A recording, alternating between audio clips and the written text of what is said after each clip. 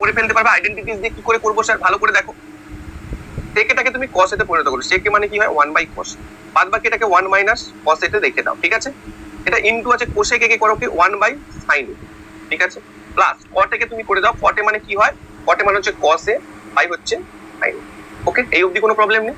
এবার দেখো আমি করতে পারি 1 - cos এ বাই ধরো cos এ করে দিলাম, কোনো অসুবিধা নেই, একই বিষয় যেহেতু গুণ, ইনটু এটা করলাম কি দেখো 1 + cos এ বাই হচ্ছে sin এ, একই না, এটা যোগ হলো জাস্ট।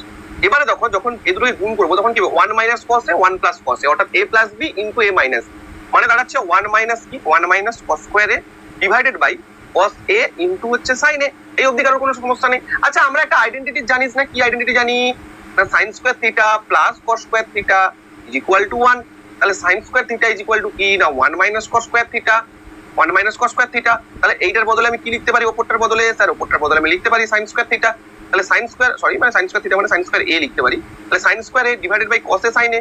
তাহলে ডিভাইডেড বাই যদি cos a sin a হয় তাহলে একটা সাইন এদিকে একটা সাইন কেটে যাবে, তাহলে কি পড়ে থাকবে না ওপরে পড়ে থাকবে একটা সাইন এ আর নিচে পড়ে থাকবে কিন্তু একটা cos a। তার মানে কি দাঁড়াচ্ছে, দাঁড়াচ্ছে tan a। Okay, so tan a will be right answer. ফটাফট একটা লাইক করে দাও যদি তুমি প্রত্যেকটা বিষয় খুব সুন্দরভাবে ইজিলি বুঝতে পারো। দেখো আমার একটাই টার্গেট তোমাদের একদম ইজি ভাবে বোঝানো, যারা একদম ট্রিগনোমেট্রি জানো না, একদম কিচ্ছু জানো না, তাদেরকেও বুঝিয়ে দেওয়াটা আমার হচ্ছে মেন কর্তব্য।